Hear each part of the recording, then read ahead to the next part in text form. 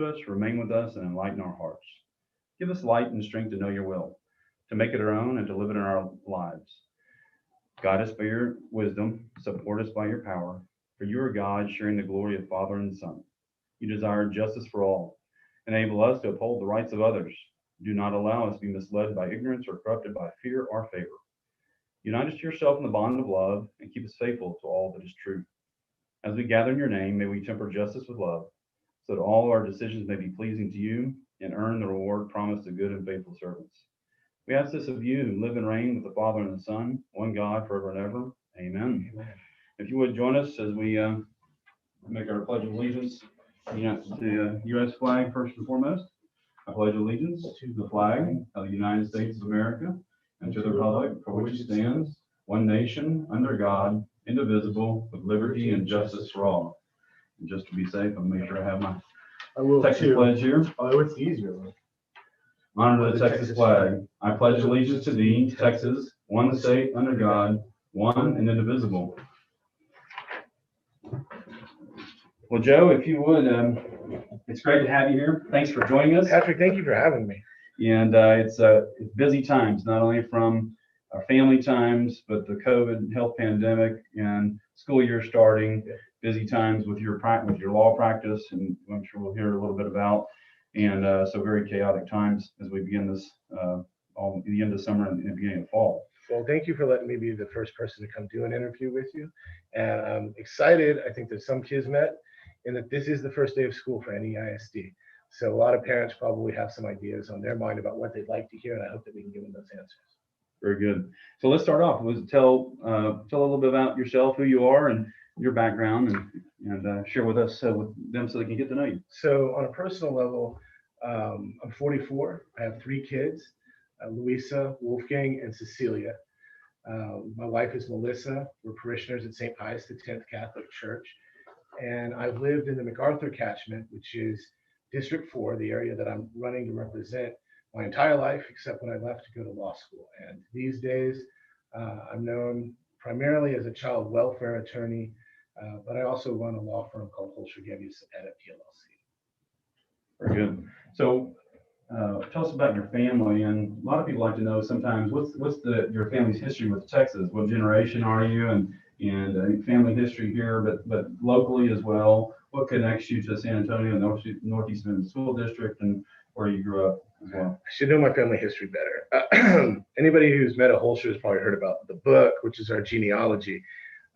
We got here in 1846. I think I'm the 8th generation. Farmers, ranchers, now doctors, teachers, a lot of clergy, a lot of people in the religious life. Just always good Catholics, and in the country we had big families. So everywhere we go, I think the history of the German community has been that we want to put down roots and make a contribution to create a foundation for a bigger community.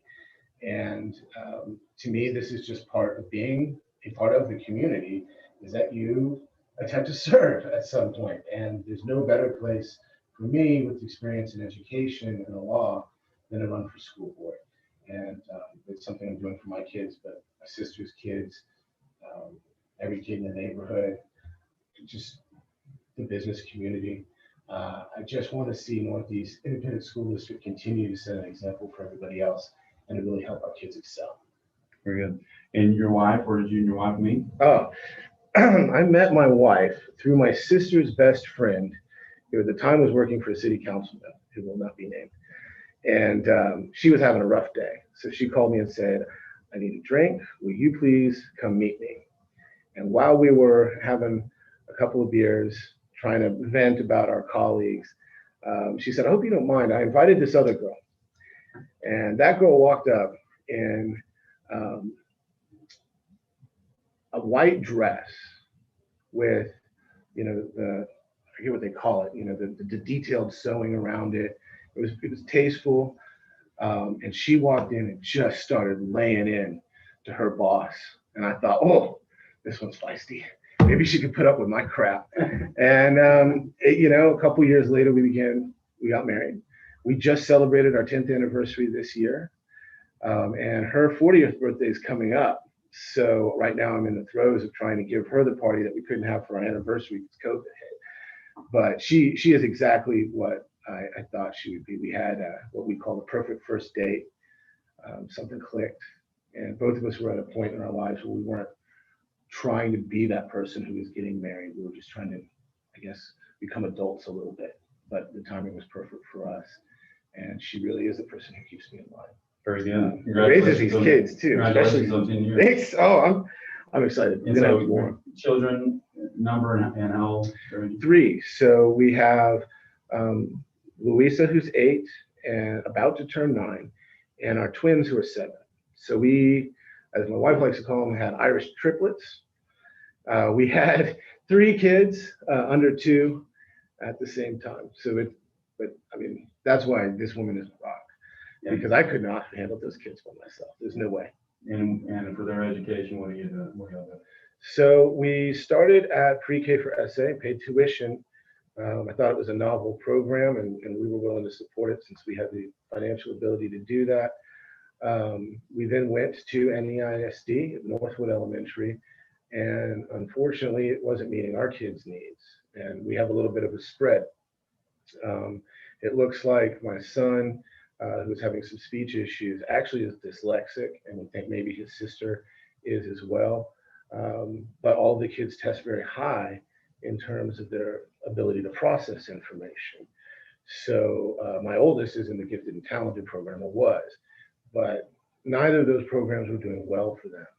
And so we looked around, and now they're at Basis Northeast.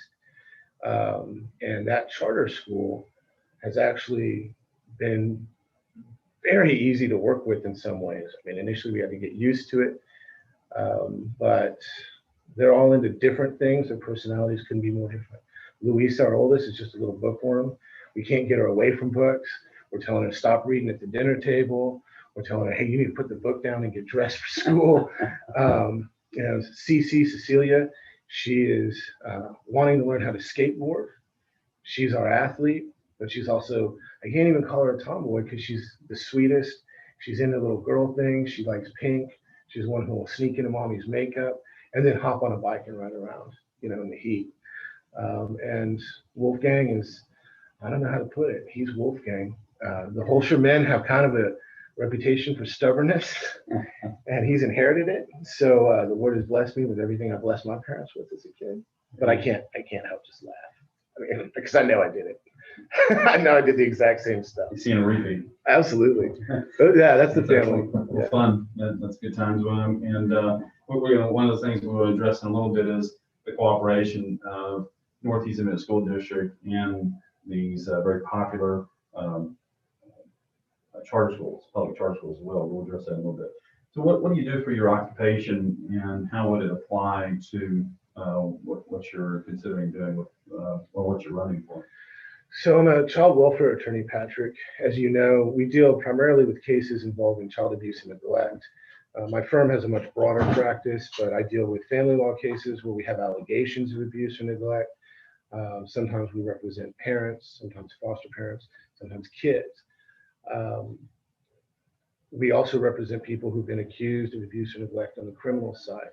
So my book, if you will, my docket, is centered primarily around cases affecting children. And our goal is always to attempt to figure out how to get the courts to do what's in the best interest of the children. And that's the policy of Texas, is we're going to try to do what's in the best interest of children anytime children are affected. Obviously, the cases that I get to deal with as part of my profession are crisis cases. Even a false allegation is a crisis for the person who's accused. For a kid who's actually been neglected or abused, it's obviously a crisis. And a lot of times it's not because people are evil, it's because they're struggling that happens. So, in working with other child welfare organizations, trying to raise money for our children's courts here in Bexar County, working with organizations such as CASA to put together school supplies for kids, or Voices SA, which does a lot of outreach for kids in need. I really would like to attempt to bring best practices and support to families before they're in crisis. And I can see how a lot of the struggles that our kids are having in the system are coming from the fact that they're not getting the support they need in school. A lot of these families aren't getting the support that they need. There's a lack of, I think, values in our educational system. And I think there's a lot of institutional priorities that are taking precedence over the best interest of the children. So for me, this is an opportunity to get involved as a volunteer before I have to get involved as a professional. And I'm hoping that that will bring more joy and less frustration, as much as I love my job, and we see in our crisis cases. Especially now with increased depression, domestic violence, everything during this COVID pandemic, would be a welcome resource to go and try to help people before those situations happen, give them resources beforehand, go after the cause instead of dealing with the symptoms. Yeah, that's exactly the point, right? We want to go after it early, where we can treat the underlying stress or lack of communication or disability that is causing the problem before it reaches crisis. Because once it's in a crisis, man, it just takes too much time and effort. It's more emotionally draining, it costs more money to fix it. And we can get involved as Christians and Catholics. You know, we're called upon to be stewards of our community and of the other people in it. And it's just, when you see a family that's being torn apart, it's not hard to say, I want to help them. It can be scary, but it's not hard to want to help them. This is a chance for us to go in and let people know that the help is there, invite them to ask for the help, and look for structural problems in terms of policies that are keeping people out. And I know we'll get to that later, but I think NEISD has some of those structural problems. Okay, very good. So now you do a good job relating your occupation, and we'll come back and discuss a little bit more too. Last thing on personal is what do you like to do for recreation? And how you, whether it be individually or with your wife, with your family, when do you want to do that? So actually, my wife and I both enjoy gardening a lot. We can't do it together because we disagree. So we each kind of stake out our separate thoughts. But gardening is a huge pastime for me. I like taking something that's grown, that my kids can see hard work paying off, bring it into the house, have them help prepare it as a meal, and kind of take pride in the fact that the patience is rewarded. You know, that right now under COVID has become, I think, pretty much my only hobby. Other than that, I enjoy doing a lot of community events. I enjoy volunteering. I like helping plan things, and I'm not, unfortunately, as physically fit as I used to be when I enjoyed running and taekwondo a lot. But now it's kids, well, before COVID again, kids soccer games, t-ball, carrying them around in all of their gear is my exercise these days. So we still try to do that, find secluded parks and things. And I just, the most fun thing for me is trying to blow on kids' minds when they're still young enough, before they get jaded. So it's just a series of activities. We got a microscope a while back, and we started cutting things up in the garden, finding bugs, looking at them under the microscope, and bought a bunch of slides. Now we're getting them ready to prepare slides. My daughter Cece, like I said, wants to get into skateboarding, so I'm thinking about to learn about that. Well, make sure you wear plenty of pads, or wearing plenty of after the fact, plenty of casts. Oh yeah, no. She already knows that she's gonna. I thought you were gonna join her. I don't know if that's a great idea. I might jog alongside. Yeah. But I'm gonna learn a lot more about skating, I guarantee you. Yeah. So that'll be our experiment. Our ritual right now is I take my kids to the office on the weekends to give my wife a break. So I just try to come up with new activities. The last one was our pet cricket, which escaped. Right now we've got a lizard. Okay. See how long that goes. The lizard might have found the cricket. Yeah. So tell us what you're running for and why you're running. So I'm running for NEISD Trustee of District 4, which basically is the school board for the MacArthur area of the Northeast Independent School District.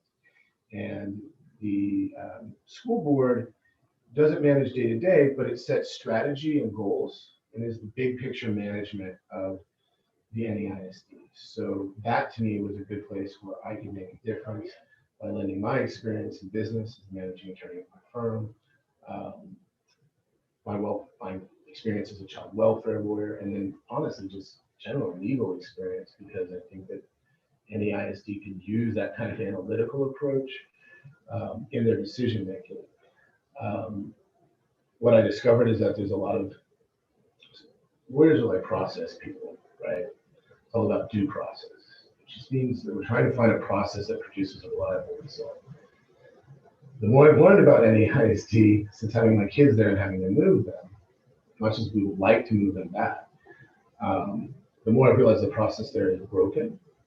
So what I would like to do is just create a good process, even above advocating for specific policies, although I don't like opinions like everybody else. But we need parents to be more involved, have their voices heard, not for 3 minutes without an answer at a school board meeting. We need to have teachers who feel like they can give feedback and point out problems without being thrown under the bus if parents are upset and have to hear something negative. And we need to work out a way for all the stakeholders to have enough trust in each other to actually communicate, so seeing themselves as different teams. I think a good process always invites lots of information and participation, and then has a guiding star, which in this case has to be the best interest of our students, and builds a result based on the feedback from stakeholders and the evidence to attain its goal, right? And right now, it seems like everything's led from the top down, and that's the wrong approach, because there's a lot of people who know what their kids need, whether they're teachers in a classroom or whether they're parents at home. Nobody knows their kids better than their parents. Right. So that to me is the most important thing, is to create a fair, equitable, and reliable process for determining what's in the best interest of our kids, given the resources that NEISD has. Very good. So again, what are the, as far as the boundaries of the district number, and what you said MacArthur High School, what about the middle schools and a few of the elementary schools? Sure. Put you on the spot. Yeah, no, well, you did, because the map is that it's a mess. I would have to have the map in front of me, but it's MacArthur High School. You're talking Northwood Elementary, which is the school closest to my house. But then we go all the way over past into Windcrest and towards Randolph. So like Ed White Middle School, and then heading north of Loop 410. Let's see, there's Regency. I'm trying to figure out which schools are closest to the boundaries, but anybody who's put their kids on a bus knows that the schools are not, the boundaries are kind of weird, but it's all of the feeder schools from elementary, right, to go to MacArthur. Okay, very good. And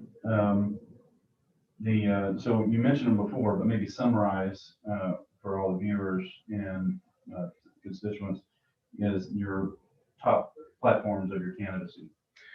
So, the number one thing that I would like to do is restore to the board actual management over the administration.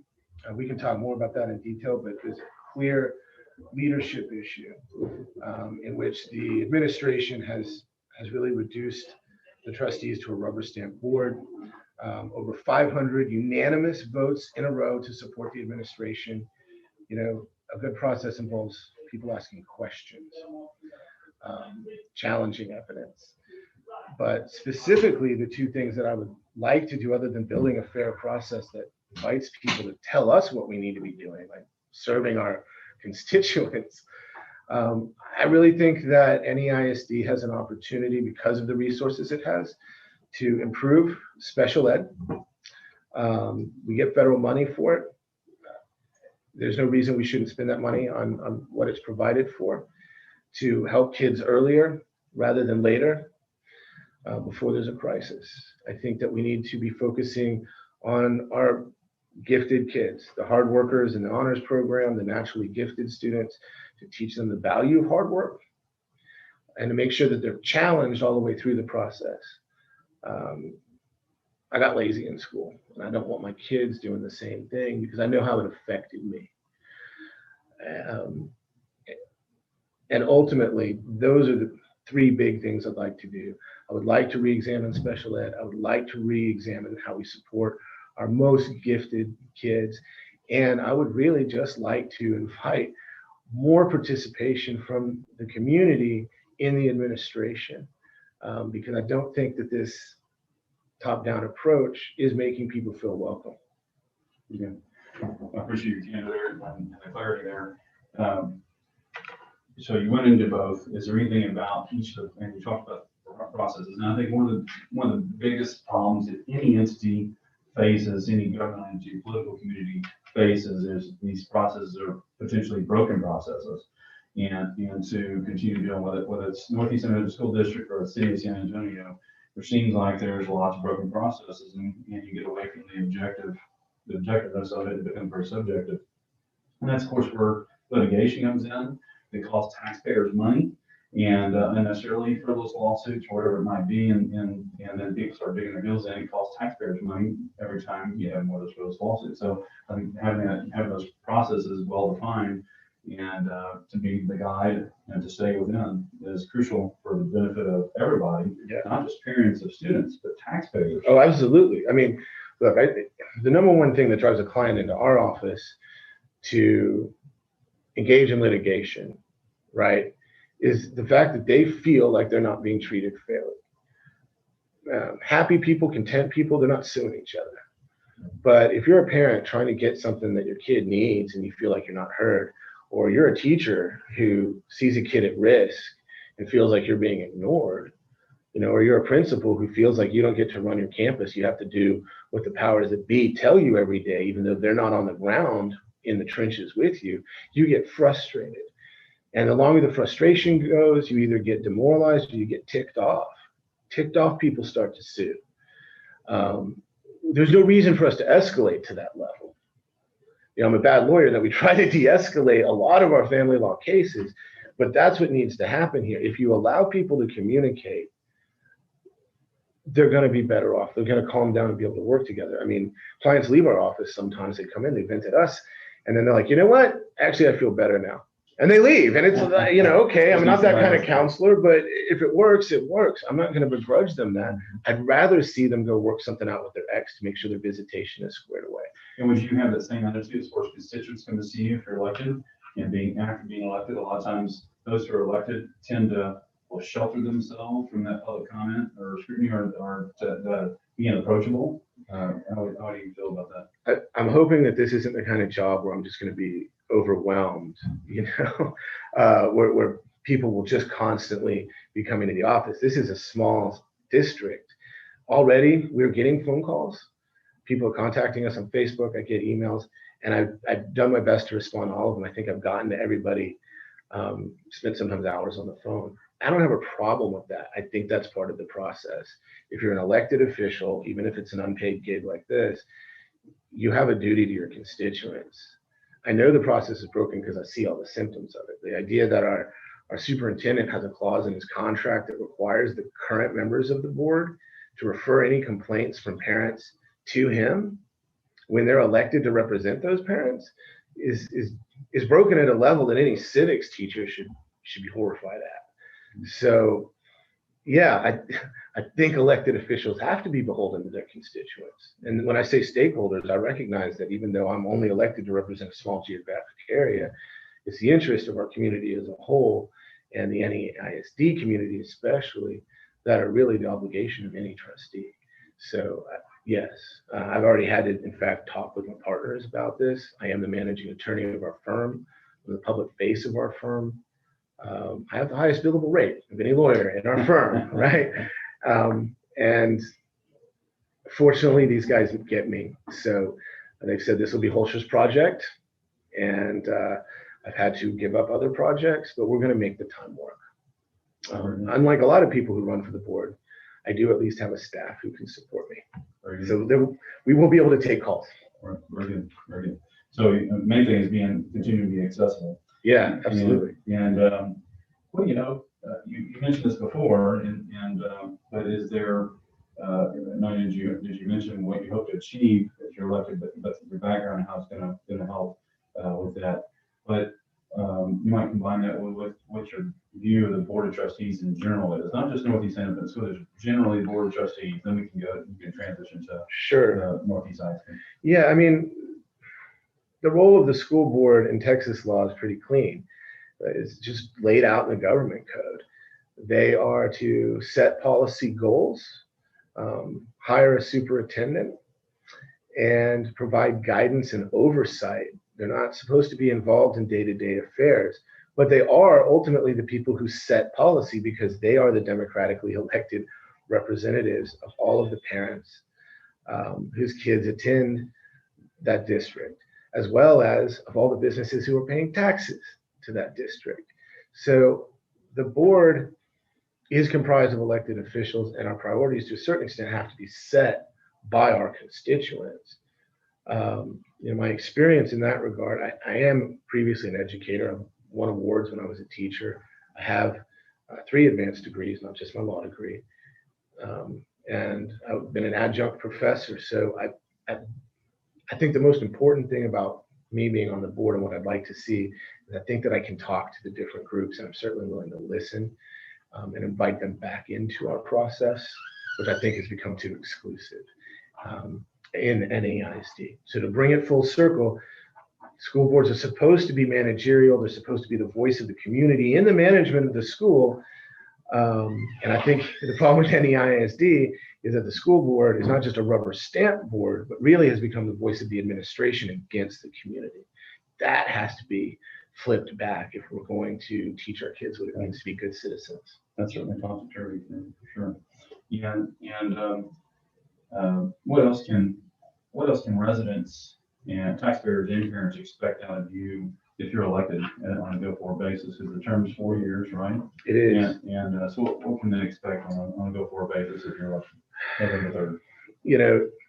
Because it's such a big constituency, and we can't even just go off of the information the school district has, because not every member of the district is going to be a parent who's registered with the school. So the invitation is just that I will always be open to communication, that we will always endeavor to get back to you. I haven't even banned anybody from my Facebook page. I've just asked them, cut the cursing out.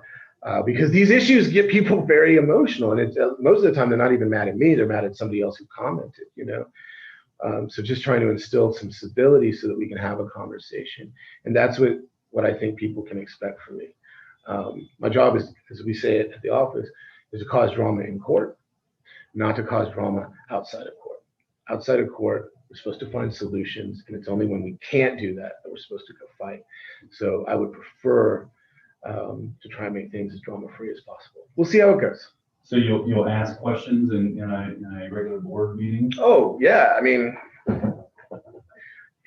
see, this is the problem that we've got with NEISD. The problems are so fundamental, it's hard to even think about them that way. Yeah. Trustees should be asking questions in board meetings. I'm a lawyer, man. I cross-examine people all day. I got about 100 jury trials. And the only tool that we as trial lawyers have when we walk into a courtroom really is the capacity to ask people questions. A judge will instruct them. Nothing a lawyer says is evidence. I think that's sound legal advice and good judgment. You can't trust what lawyers say because we're advocates. So the way we prove our case is by asking other people to tell us what they think and what they know. That's the process. And if their answers don't make sense, then their story doesn't make sense. How else are you going to understand why we just spent hundreds of thousands of dollars on projectors for classrooms where there aren't any students? That's a great question. And that just happened. Yeah, that just happened. Well, and hopefully the thought process is that they want to get the children back to the schoolrooms as well as fast as possible, and that's why we do that. It's true. They were very nice projectors, though. Yes. My law firm would like those projectors. And I'm sure that each person would like to have them at their house right now so they can do their classwork and get their children's attention. And so again, show what tell the viewers your district again and how they can get reaching out. So it's NEISD District 4, the MacArthur catchment. The easiest way to see what we're up to is on Facebook. It's NEISD Hoelscher, Hoelschcher. But you're welcome to call our law firm as well. My email address is joe@hgclaw.com. That's for Hoelscher, Gebbia, Cepeda. And our phone number is 210-222-9132. And my staff will happily forward your call to me as long as I'm not in a meeting that they're prioritizing anybody who's calling regarding the election. But those are the best ways to get hold of me. Okay, very good. And so let's get into some issues, and just because it's a core basic principle issue, especially with the work of the San Antonio Defense Association, and protecting and promoting the family in the public square and bringing education. Do you consider yourself to be pro-life? I do, yes. What does that mean to you? It means to me that we should cherish life as something sacred. That respect for human life is the basis for all of our Judeo-Christian and Western ethical and moral traditions, that we respect the potentiality of life as well as what we would consider a born human being. That in the idea of humanity is the idea of being a moral agent, a consciousness. That is something so unique, that each of us is so unique and blessed, that we ought to be protected. For me, when I think pro-life, I'm thinking primarily of kids. But it also applies, I think, in other contexts as well. So how we care for our elderly, how we care for our prisoners. These are all things that are important to creating a culture of life that extends to not just whether we prevent somebody from being murdered. It extends to making sure that people have the ability to live a life where they can be moral agents. That means raising our kids so that they understand morality, that they understand what it means to be a citizen,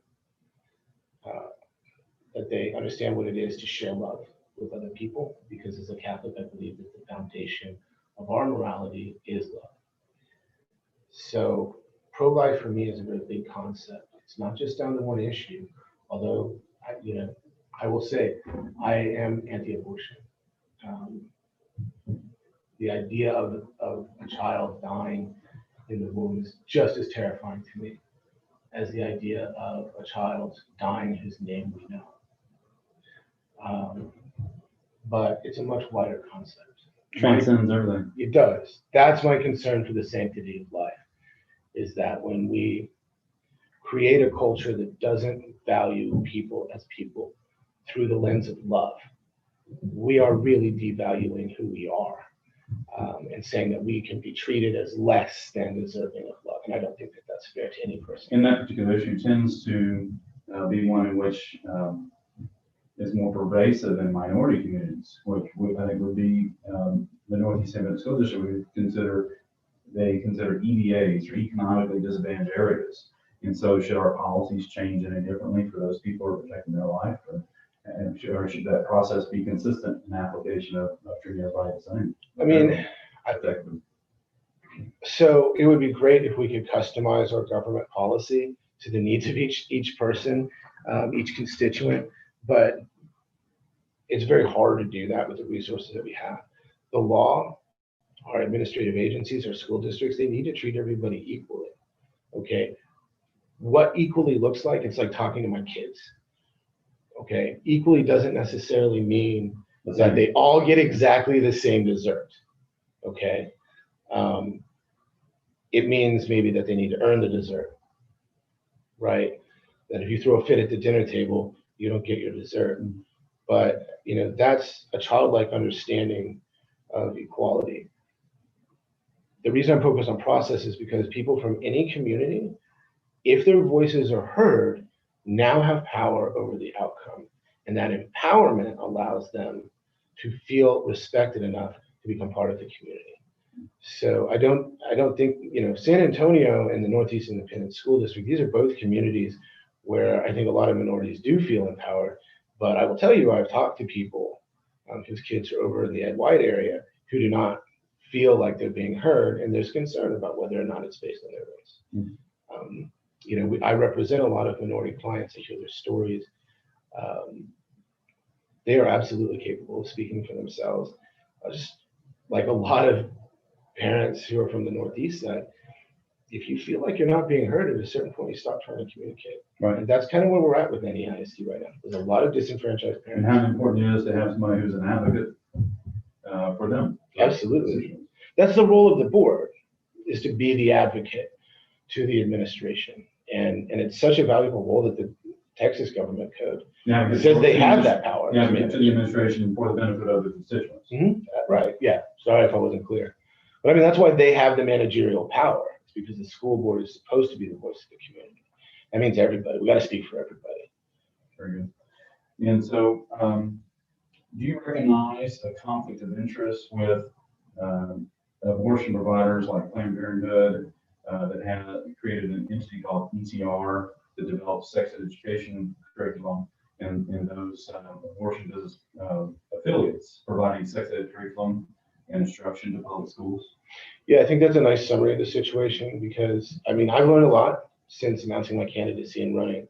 Not everybody may be familiar with it. I think generally, anytime you have somebody coming and providing curriculum who advocates a particular viewpoint, you need to be careful, because obviously, especially if they're trying to offer it for free or for some kind of reduced price, like we're seeing with the sex ed materials, they're doing it because they get something out of it that they want. And that's why I think the board members, the people who are working on curriculum, need to have a very healthy skepticism. The conflict of interest, it's a conflict of interest in that we know we have invited one side of a debate to create the instructional materials for our kids. And I just think on its face, that's a little sketchy. And we need to be open to more ideas than that. And I did not come into this thinking, okay, sex ed is going to be any part of my platform or even a discussion I'm going to have. My kids are young. I know it's a hot button issue. It was something I was avoiding. The reality is the curriculum we've got in NEISD doesn't even comply with state law. So how are we making these decisions? I mean, we're not making them from a good process. So yeah, I do think there's a conflict of interest there. And I think, unfortunately, whatever that conflict of interest is, has penetrated into the district to the extent that, one whole side of the conversation has been left out. And now there's actually structural mechanisms to prevent that conversation from taking place, such as keeping a lot of the curriculum meetings regarding sex ed secret and out of the public eye. I mean, I don't care where you fall on the issue. These are things that, to me, are good governance issues, and they're issues that affect the quality of the process. Absolutely. And not to mention the debate of whether or not that kind of a majority should be taught at the Northeast Independent School District. It's optional. State law says it's optional. Educational Code 28.004 states that, and yet, if you say you're going to have it, and then to eliminate that debate on one side, really puts people at a disadvantage. Because I think people truly want to trust their children too. They want to trust the teachers. They want to trust the administration. They're going to do what's right and good for their children. I mean, look, every parent, I think, has a little bit of tension over the talk. I would love for my school district to be able to handle that for me, especially for my daughters, because there's going to be things there that I'm not fully comfortable in talking to them about as much. So if somebody else could do that job, I would love it. But I've seen these materials now, and I don't think that they're appropriate for my kids. I get where the lesson plans are going. I have that academic background, the pedagogical background. I get it. I disagree with whether it's all age appropriate, and I disagree with whether it will produce the outcome that the manufacturers are claiming, because I know kids, and I know how kids take what they're told by adults. And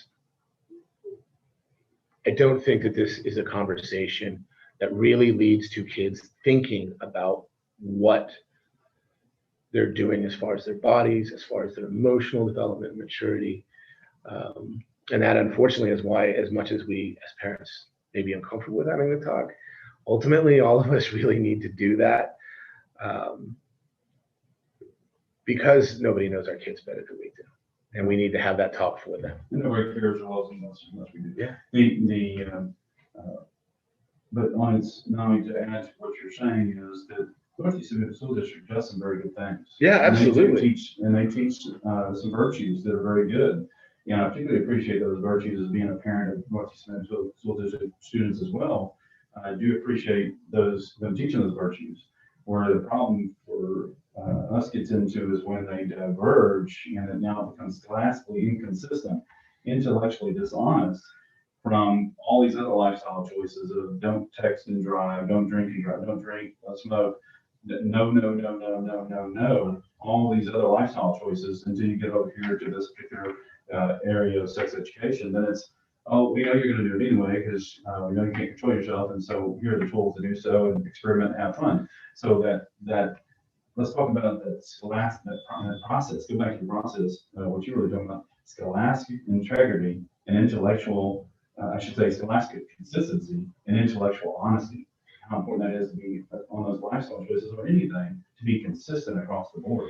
Right. So, I mean, as a teacher, this is always one of the things that we talk about in like departmental meetings and things, is how to keep our pedagogical, that our instructional message consistent, so we're not undoing each other's work, right? So that we can get some synergy. It is telling that for so much of the curriculum in NEISD, we're trying to get kids to engage in constructive thinking, right? Critical thinking. And then when we get to sex ed, it's very much a, we need to accept everybody's feelings about this topic, which I don't think is providing kids with good guidance, but I think it's also confusing, right? If you have to accept as valid some guy's pressure on you to engage in sexual activity, just as much as he's supposed to respect your concerns about engaging in more active sexual activity, there's a problem, right? You're saying both of these people are right, and it's really a matter of opinion, and so we need to express our opinion about how we feel. Yes, good communication is part of having a sexual relationship, a serious loving relationship, but man, just to me, no means no. I don't feel like somebody who's uncomfortable should have to think about whether the person who's making them uncomfortable is also uncomfortable in a context where we're talking about kids and sex. I think it just needs to be a little more of a bright line than that. Right. And Northeast School District does a great job of giving those bright lines on all the other lifestyle choices, right, except when it comes to this. So appreciate you expressing that. I guess the next question, logical question would be, will you support the sexual risk avoidance abstinence-based programs rather than sexual risk reduction programs that they've now recently adopted as of late of 2016? And so where would you fall on if, and we all know it's parents' primary obligation to do this. Parents possibly need help in being able to have constructive, objective truth discussion with their children, to have those birds and bees talks. But at the same time, if the school district's going to choose to do it, should that one be a vote of the people and the parents, or the parents, the taxpayers or the parents, constituents, or and if they're going to do it, what type of program is going to be the best for children? Is going to be what they call SRA, sexual risk avoidance, the tried and true abstinence-based programs, or this new program that they've adopted since 2016, the sexual risk reduction one. How would you feel about that? So, I mean, there's a lot of issues there.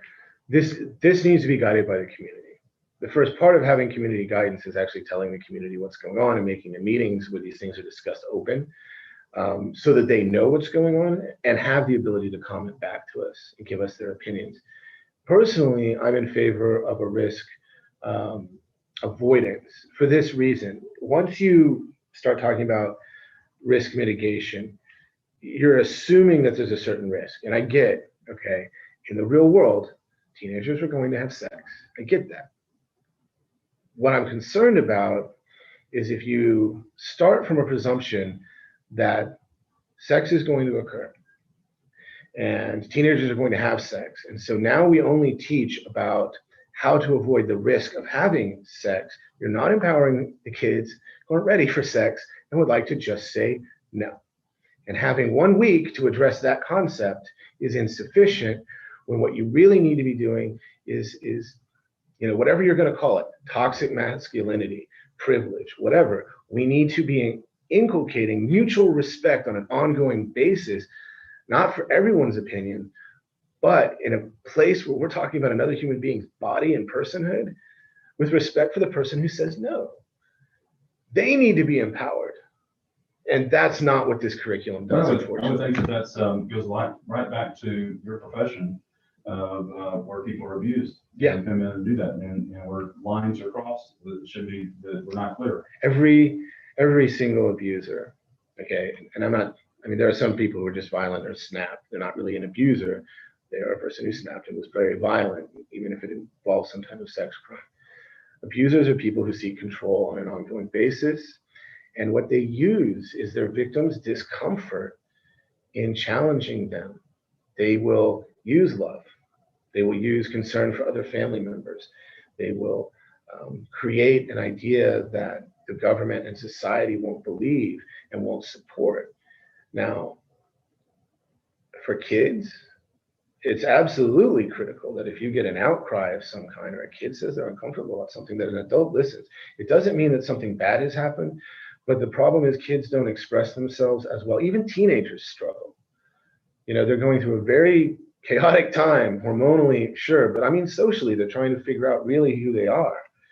And in that kind of time, if like me, you've ever been in a phase in your life where you thought it was cool to roll your jeans and wear color changing t-shirts, you understand that there's peer pressure out there, and it's magnified that much more when it comes from an authority figure, somebody you care about, or your first boyfriend, right? First girlfriend who wants you to do something. We have to empower the kids who aren't comfortable yet. They should be comfortable to feel like, hey, I just want to be a kid a little bit longer, if that's it. Or to say, I know you're not the one. And for the viewers' knowledge, risk avoidance is where the school district would tell them no, just say no. In this case, it's no drinking, no drug use, no tobacco, all these different things that are no, which would be, in our expectation, is no sex until marriage, because that's the healthiest thing for them.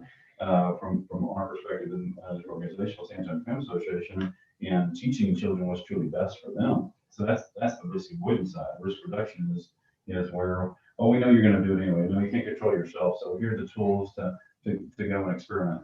And, right. And so that's the danger for children. Well, and what's weird about these materials is there's like less information about how to mitigate risk, right? Like the section on how to put on a condom, awkward as that was when I was, a student back in the day.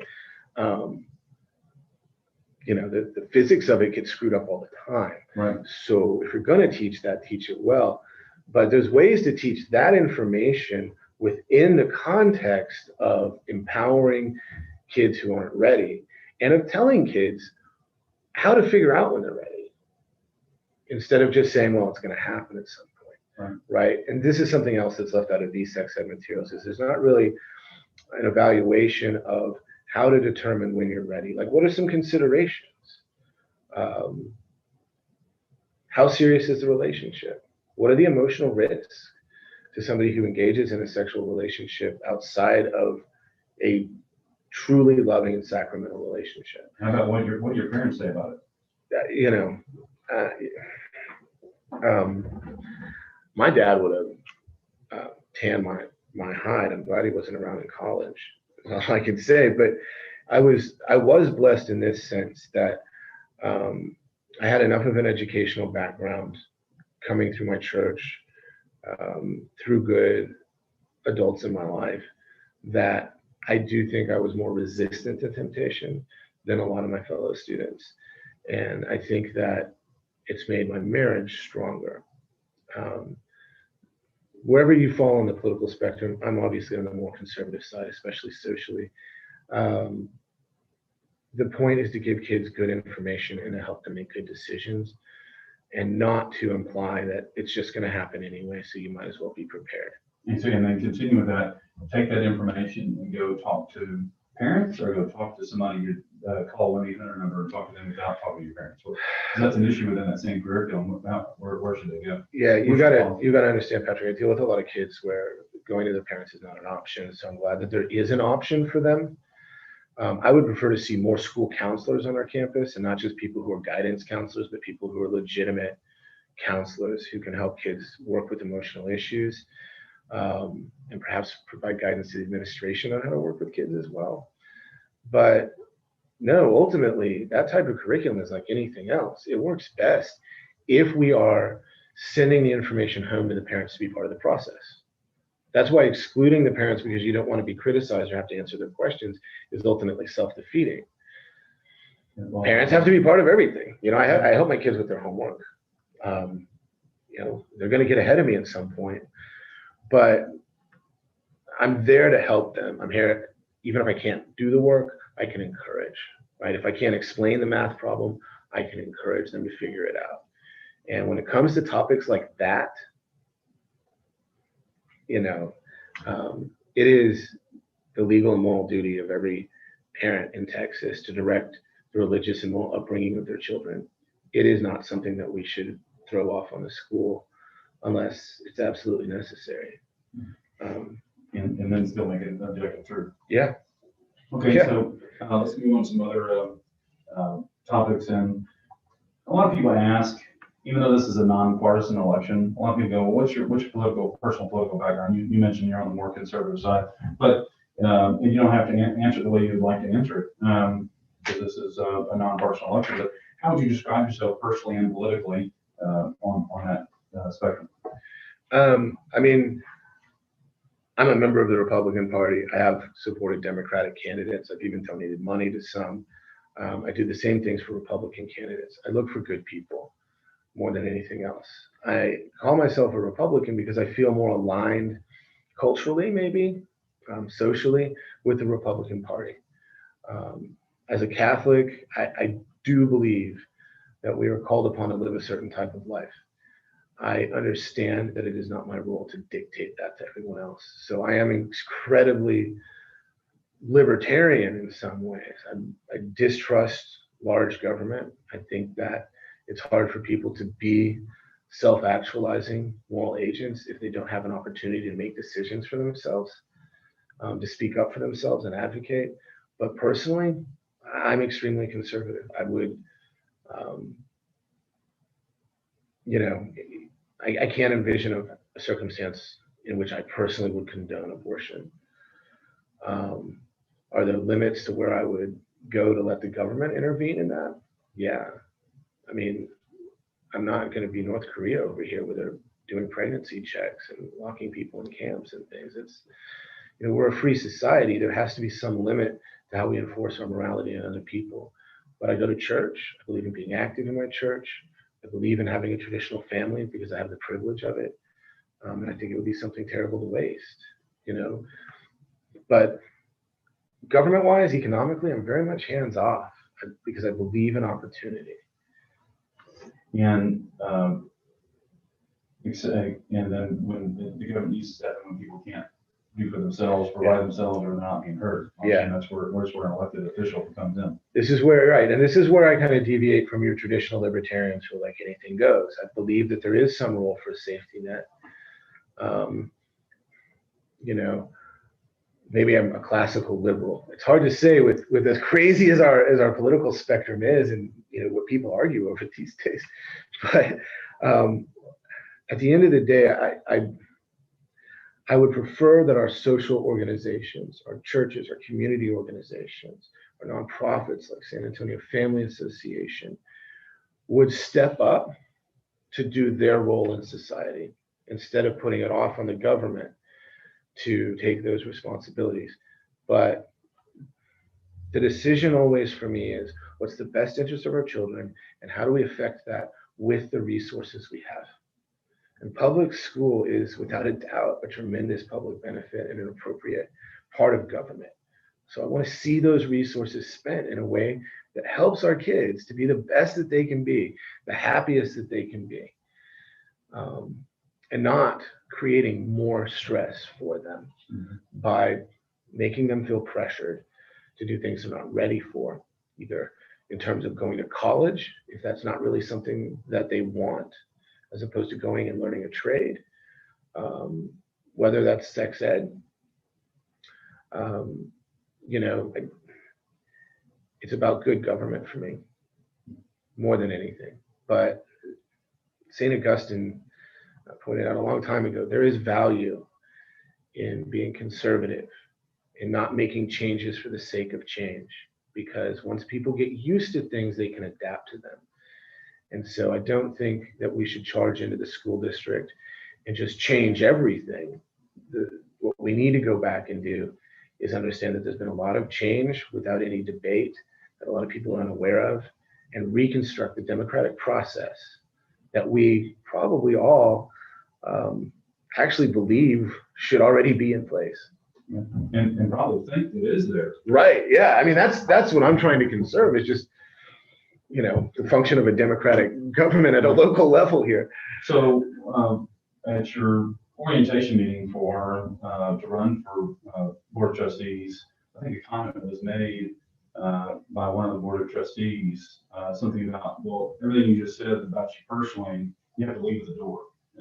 And I believe you watched that or were part of the orientation, right? I was, and it was an unusual orientation. I thought we were invited to be given an orientation as candidates. And when we showed up, the entire school board was there with the superintendent, who promptly told us all the reasons we shouldn't run and reminded us that the deadline to remove our names from the ballot was that Friday. Of course, they've extended it again, so that we all have an opportunity, what is it, like 4 months later, to still get off the ballot.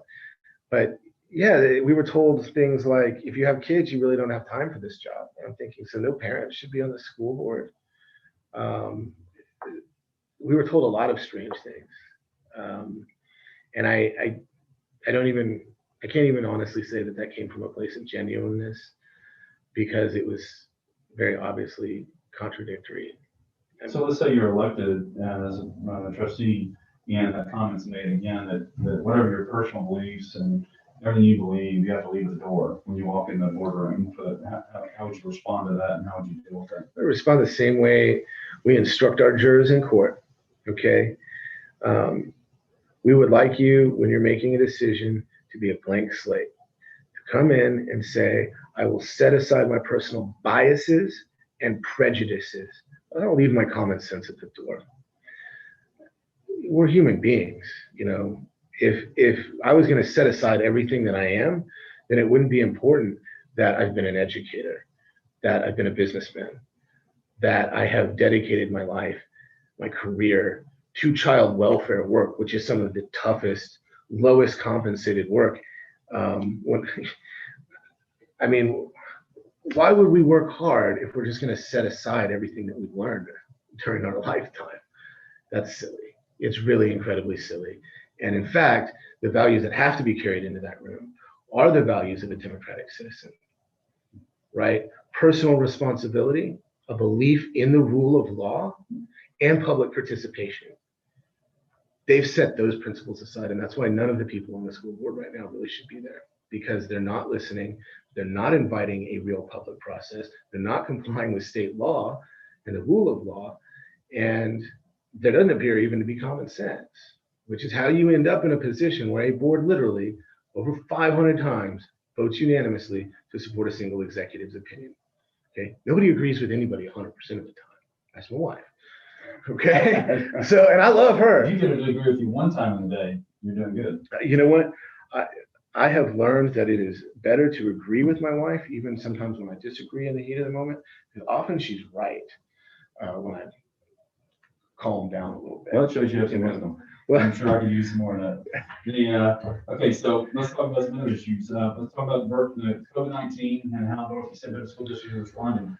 So one blessing to the board voting to delay our election is that we have not had to deal with COVID-19. That is such a problem for everyone right now that, you know, I'm kind of grateful that I haven't been the person who had to make those types of decisions. But I think the number one thing, and you'll sense a trend here, is that they should have come up with a process to invite parents, teachers, other stakeholders in, to ask them what could be done, what should be done, and then make a decision and demonstrate real leadership by communicating that decision and helping people get ready. And instead, here we are on the first day of school and the website wasn't working for remote learning. That's not leadership, okay? Saying that you're gonna wait for the TEA to tell you what to do isn't leadership. It's another abdication of their role as our public servants.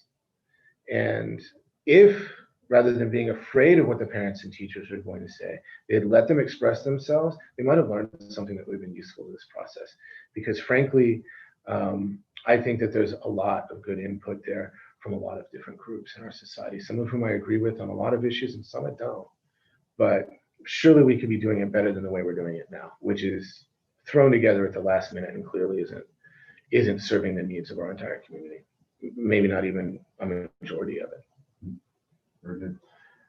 So should schools be allowed to pray in school? Should students be allowed to pray in school? You know, when you guys first asked me that question, I was a little confused. I think I sent you an email about it. I mean, I don't think you can keep people from praying. Is my first reaction. Yeah, nobody needs to be compelled to follow somebody else's religion. That is one of the most fundamental beliefs of American democracy. But the idea of a separation between church and state was there to protect both sides. And so to say that this is a religion-free zone, I think takes things too far. People need to be able to practice their faith. And I think that there's a way for people of multiple faiths to do that without crossing the constitutional line.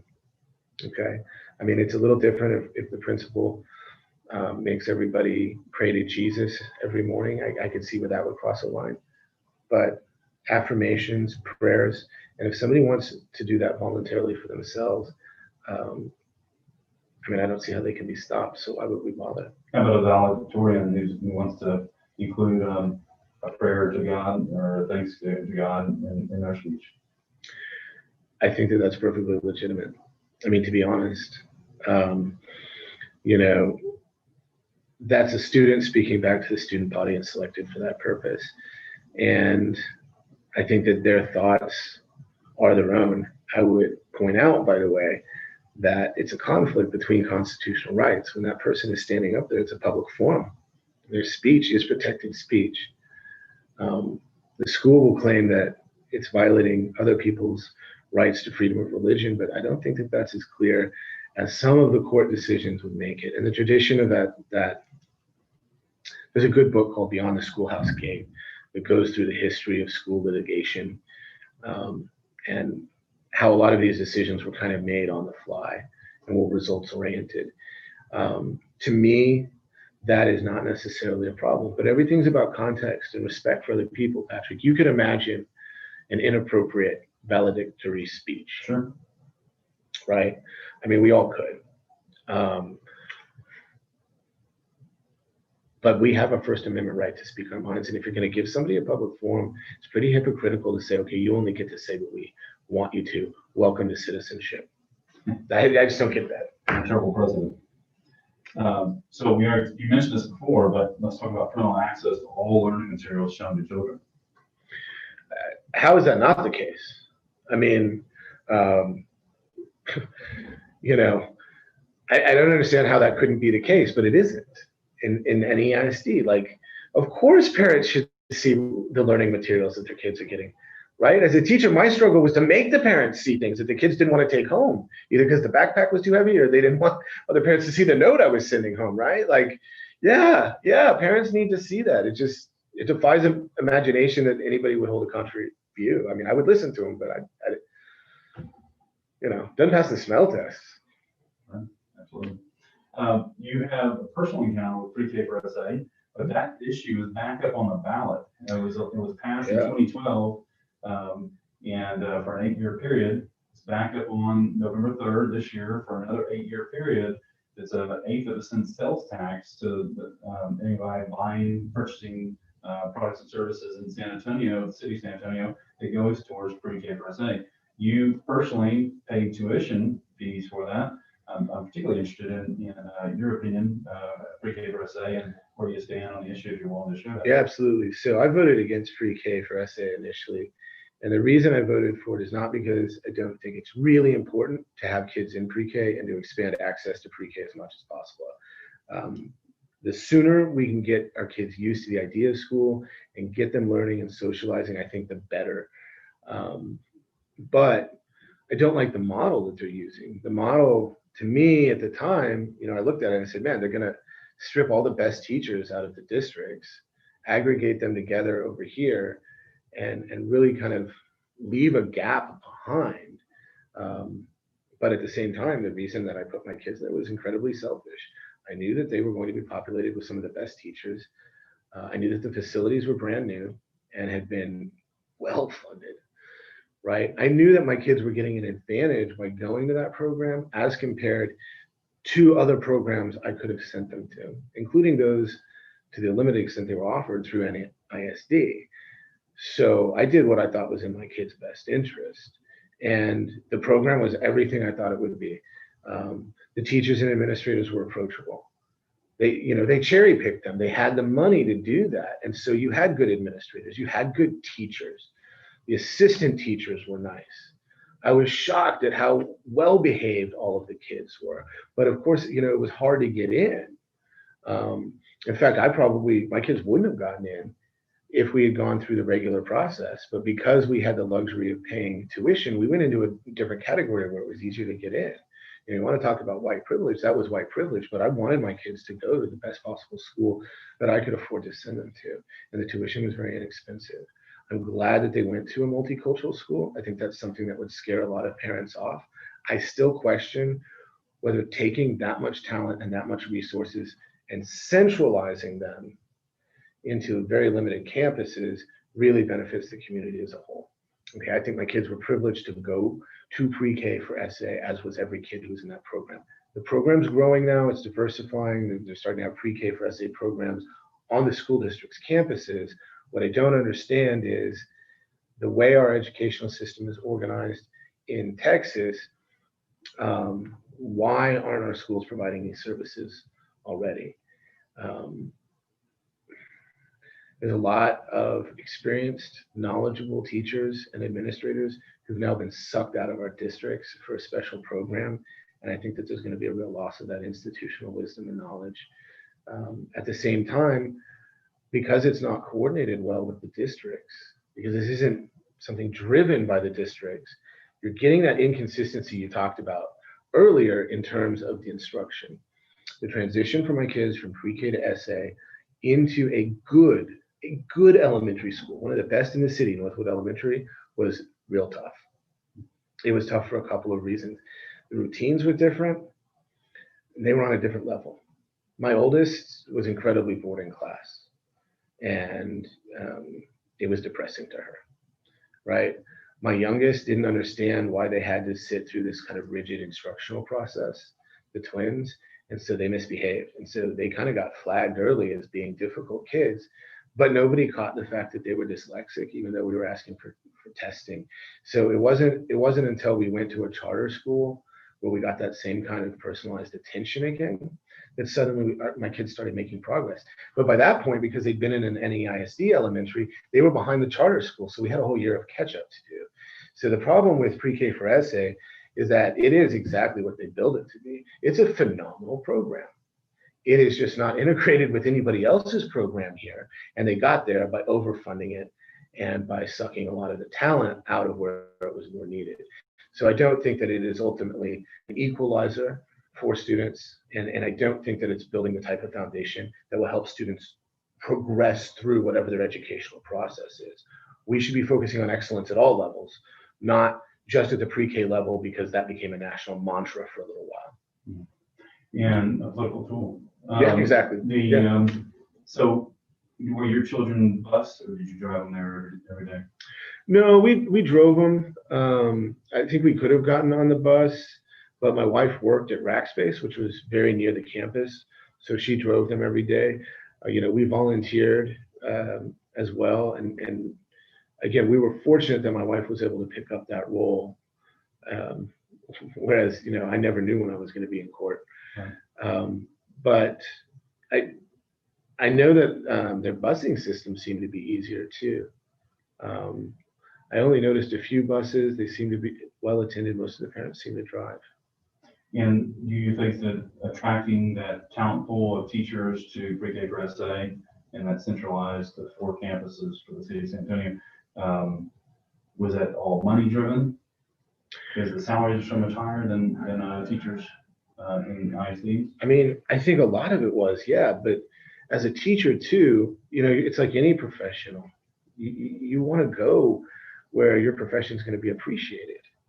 So if you have the opportunity between working at a disadvantaged school with historically bad numbers and an elite private academy, you got to be a heck of an idealist to go say, yeah, I want to go work in this school over here where 90% of the kids are on the school lunch program and they have to leave their books at school because they'll get stolen at home, right? It's a no-brainer. It's an easier, more satisfying in some ways, and more lucrative position. So of course the best and brightest are going to go compete with that. We're taught as Americans that you work hard to be rewarded for that hard work. And how, with the state legislature and Governor Abbott's signing Texas pre-K 4 into law, is now, how do you see that developing with the independent school districts, and I guess that's that impact on pre-K for SA? I mean, I think it makes pre-K for SA to a certain extent irrelevant. I mean, one of the benefits of pre-K for SA is it served as kind of an incubator for training other teachers, but that assumes ultimately that the problem we have in our educational system is a lack of training for teachers. I think teachers certainly could benefit from more training opportunities, but I don't think that that's the problem. I think the problem is mismanagement of our school districts. And that problem isn't really solved by any of our pre-K efforts, whether it's pre-K for SA or the statewide pre-K legislation, because it's the same flawed administrations that are going to ultimately be responsible for running those programs. And that was kind of one of the secret back ends about pre-K for SA2, is that it wasn't under the control of any particular school district, right? I'm a rare one because my kids are in NEISD, which is comparatively well run, but I would have run hard to get my kid into pre-K for SA if I was in the Edgewood ISD, right, or South Stan, where we know there's just a lot of But problems. you might not have the money to do it on your own, and you might not still qualify because you still might make too much money according to their standards. Exactly. That's why it's underfilled and not reaching efficiency. Yeah, I mean, good education is always a great idea. The method that they chose to do it is completely backwards. And the educational reform in Texas needs to either come through wholesale reform to get rid of bad government, or through individuals taking personal responsibility within their local district to seek good governance, right? I don't have the power to control the state, but I can say that within my school district, I'm willing to step up and try to make sure that we are doing our job correctly for our students. And so, would you be willing to share how you're going to vote November 3rd in regards to the pre-K for SA's renewal? Well, I think it's irrelevant. So at this point, I'm voting against it. And with apologies to a lot of the people that I know at pre-K for SA, who I believe are doing an outstanding job. Administrators, teachers alike. I know my kids weren't your best, but yeah, for all the reasons that it was an unfair advantage for my kids, I think that it's not the best program. I think there's a better way to implement that. And are you aware of the, after the first year of its fully funding, the amount of checks that were written from pre-K for SA to Northeast Independent School District to other school districts, including the Archdiocese of San Antonio, that for their school program? No, I know that they started doing that, but they were also, as I understood it, taking money out of the school districts. So, and some more than others. So no, I don't know what the exact numbers are on that. What I can tell you is that I don't fully trust their numbers for academic performance. because I think they cherry picked their data set. By that I mean, in recruiting kids, although there was sort of a lottery system, you're already looking at a group of kids whose parents have made the hard decision to go make them part of that program. So you're already dealing with parents who are going to be a little bit more active, a little bit more committed. And it's very likely that those kids are going to be not reflective of the average of our community, but more the average of parents who are really concerned with their kids' education. When you put your best teachers in there, you keep your class sizes down, you have lots of staff and things like that, obviously the numbers are going to look good. And lots of much more one-on-one attention. Oh, Teacher absolutely. Yeah. Incredible. Oh yeah, no. I mean, so my son had, like I said, a speech impediment, right? And we didn't realize that may have been related to dyslexia. But he had an assistant sitting with him personally through many of his classes. And at that point, we weren't really on like a 504 plan or anything. This is just kind of how they jumped in to help. We still hadn't gotten to all the evaluations and jumped through those. Right. And the 504 program is what? A 504 is a type of special education program. It's like accommodations through the ADA, but it's a formal program as opposed to an IEP, which is an individual educational program, which is a little less formal. And there's overlap, but it has to deal with special ed. Again, getting that special attention is needed for that student. Correct. Whatever back to what's best for the student. Right. Whatever the specific accommodations were. Pre-K for SA had the resources to make that happen without the formal plan. And do you see Texas Pre-K 4 being integrated and implemented into school district? I know it's new, 2 years old, thereabouts. Are you seeing it integrated into ISDs and with Northeast Independent School District? You're seeing? I haven't seen much of that because my kids are past that age and I'm not on the board and I'm not invited really to be part of the conversation. You know, like most parents, I'm just not part of that conversation. What I will say is that at a policy level, I think that's absolutely how it should run, is that we should normalize access as much as possible so that people aren't feeling like they have to deal with external service providers or agencies or whatever, that the school is there, it's offered, and the kids can go, you know, on the bus, however it takes to get them there. You know, we need to be getting our kids into the classroom a little bit earlier in Texas. Including in this time of the COVID health pandemic? You know, that's every parent's call that they have to make for their kids, but do we need to be offering access to education? Absolutely. So let's go talk about your opponent for a little bit. And who's your opponent? And they're probably an incumbent, but tell a little bit about that. And if you can find something you appreciate about them, what they've done, and then you can also elaborate on what you would say they need to improve on. Sure. I mean, so David Byer is my opponent. I don't know David that well, but you know, this being a highly local election, and San Antonio being kind of the small town that it is, he happens to be my sister's neighbor. He lives right across the street. So we have hung out, we knew each other socially. And I think that David, like many people who are on school boards, is a very well-intentioned and sincere person who wanted to make a difference for his community. I think that when we're dealing with an institution like NEISD, Patrick, which, you know, has something like 555 million in annual tax revenue alone, not counting bond revenue and things like that, that has 77 campuses. I mean, imagine a building with 77 locations, that has well over 100,000 students, that has something like 60,000 employees. You're talking about a major business. There are transnational corporations that cannot boast those types of numbers. And so even though this is a volunteer and unpaid position, I think that we need to have people with a higher level of experience, education, and training, because this is a board that needs to act like a major corporate board to have that type of responsibility, and the ability to handle that responsibility. And, you know, David's a nice guy. He's a landscape architect. I don't think that's the skill set needed for any ISD, which is facing a tremendous number of challenges, and was before COVID. We were losing students at an unbelievable rate, especially to charter schools, just like my kids. And I can see a path back. I know what it would take to get my kids back into NEISD, and I would like to be there, and that's achievable. I'm not alone. Lots of parents would like to shift back. I'm that boat. Okay. We have to address that. We have budget problems. Those need to be sorted out. And it can't just be to cut where it's easiest to cut politically. We need to sit down and make real decisions for long-term financial planning. And there's no call for that from anyone on the board. So I don't have anything against David as a person. I just think that the challenges are such that we need to have people who are used to confronting and overcoming big challenges. And I have some experience in that regard, and David does not.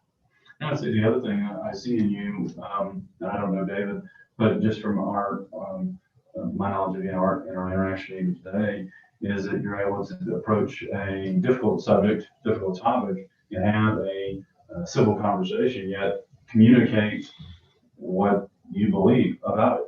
And I think that's so crucial in our lost art in our society, particularly with elected officials, people running for office, politicians, that they've lost that statesman approach and do not know how to deal with conflict or disagreeing with somebody in an agreeable, in a civil way, and at the same time representing your constituents and what's truly right and good. And so I would applaud you in that behavior and that Patrick, way of being. Thank you. It's hard, you know, like this is one of my struggles. I was this stubborn kid, and I was very much about telling people what I thought of them in the bluntest, clearest possible terms, you know? And that wasn't always productive, and it's taken me a long time to reach a point where I feel like I can be in the heat of the moment and not lose my temper. But that's what we do in court, you know, where every moment we are being judged, and it is important to be in control and stick to our guns for our clients, as opposed to letting emotion take control. And do your siblings allow you that opportunity? Unfortunately, they don't just remember the past. They now see you as the man you are today. My sister was always the sweet one, and so she's been very forgiving. Thank you. I think her husband occasionally, I think, looks at me like, this one. What a troublemaker. Well, we'll look forward to having David in here as well, and invite him to come in and share his background and insight as well. But I do compliment you on your way of being. Thank you, man. I strive. I'm not 100% there yet, but you know, we developed the habit of morality. What are, as we wrap this up, what are some concrete things you see in the areas, if you want to give any idea, kudos, compliments on anything they do, but also some areas that they really need to improve on, and just summarize that? I mean, I don't think that any of these problems developed overnight that we've already talked about. But at the same time, the fact that there's problems doesn't undo the legacy of a school district that has been a leader in educational policy, not just regionally, but nationally. This is one of the largest school districts in the country, and they're also one of the oldest. So NEISD is a premier school district. That our record of achievement right now is not what it should be, that a lot of people are upset. I mean, for example, a lot of our numbers, we are still ahead of the state averages, but not every number and not by much. So we backslid. What's important to remember about NEISD is all that potential is still there, right? We still have a lot of the best administrators, a lot of the best educators, okay? And we still have some of the best parents. And by that, I mean, we have parents who are engaged. Our PTAs are very active, okay? I'm told by a lot of those parents that they feel like they can't fully speak out because they're worried that they might offend the principal and there might be repercussions for their kids, even if unintentional, especially at the elementary level where principals actually are present, right, you know, among the students, or the teachers might be offended or something like that. But that's the source of the problem, is that all of our different groups in NEISD, which are all capable of excellence, feel like they're not on the same team because they're not being heard. And now we've lost the habit of communicating with each other in a civil way. So our greatness is still there. We've got the best teachers, best administrators, best parents. Nobody's students are better than ours, okay? I mean, our kids are good kids. Yeah, they're our children. They're our children. So all of the ingredients are there. And you know, I don't want to get into like too many specific policies because honestly, my intention is to listen and try to take wisdom from what I hear. We need a good process where everybody's involved. It's like politics at the national level. As long as everybody is driven into one extreme camp or the other, the only people who benefit are the people in power. You know, so as people, as citizens, we need to figure out a way to communicate with each other and solve problems together. That's what I would like from NEISD. Right. So what are the resources you have available for voters to get more information about you, to help you, to volunteer for you, give campaign contributions, whatever it is? What would you like, what resource do you have that you'd like to share with us? So honestly, what I would appreciate the most is them going to my Facebook page. I mean, even over giving me money, although, you know, politicians love money, I'm not really interested in contributions. My interest is primarily in getting engagement on social media, because in the time of COVID, it's hard to do town halls and things like that. So that's facebook.com/NEISD.Hoelscher, HOELSCHER. And I'm trying to maintain as open a forum as possible. I would ask everybody to please be civil, because I think incivility is the root of so many of our social problems today, including our educational policy. But that said, I want to get in the habit of listening to parents and hearing the concerns that they have, listening to teachers, listening to administrators. I would love even for my opponent to come on and share some of his experience, because he's been on the board longer than I have. Very good. And any last thoughts you'd like to leave voters and constituents with that you want them to know about you? You know, my intention is to work hard and to listen to you guys. That's what I do every day. That's why I'm in the field of practice that I am, because I believe in it. And I believe in our educational system too. So I will work just as hard to protect our kids in schools as I do to protect kids in court. And I'm hoping that we can bring more joy by doing it. And last would be, how's your name listed on the ballot? What district it is again in the major schools? Thank you. It's Joe Hoelscher. It's District 4 for NEISD Trustee, and I am the second one on the ballot. I let my wife draw this time. I should have let my daughter. My daughter always. That's good luck. Yeah. No, my wife's my lucky charm. Yeah, for telling her about it at the last minute, I think. Right. That's where the karma came from. That. Very good. Well, let us conclude in a prayer. And as we pray, so importantly for our country and our state, our county and our city. And are we doing this together? I'll let you do it first last time. Yes, we can do it together. Okay. And for, in this case, Northeast Independent School District as well, and everybody that is directly or indirectly impacted by NEISD. God our Father, giver of life, we entrust the United States of America, the state of Texas, Bexar County, and the city of San Anthony to your loving care. You are the rock on which this nation was founded. You alone are the true source of our cherished rights to life, liberty, and pursuit of happiness. Proclaim this land for your glory and dwell among your people. Send your spirit to touch the hearts of our nation's leaders with an intense desire to fulfill their responsibilities to protect individuals, marriages, families, and long-term domestic prosperity. Open our public officials' minds and all people who live in America and nest the word for human life to the responsibilities that come from human freedom. Remind your people that true happiness is rooted in seeking and doing your will. Through the intercession of your Holy Spirit, grant us the courage to reject the culture of death, indifference, communism and socialism, egalitarianism, environmentalism and totalitarianism, and bless us with the desire, strength, and fortitude to be courageous conduits to help bring about a new culture of life, freedom, responsibility, marriage, and family. We ask for your divine assistance to help us be and remain faithful to you, and for our collective petitions through your Son, Jesus Christ our Lord. Amen.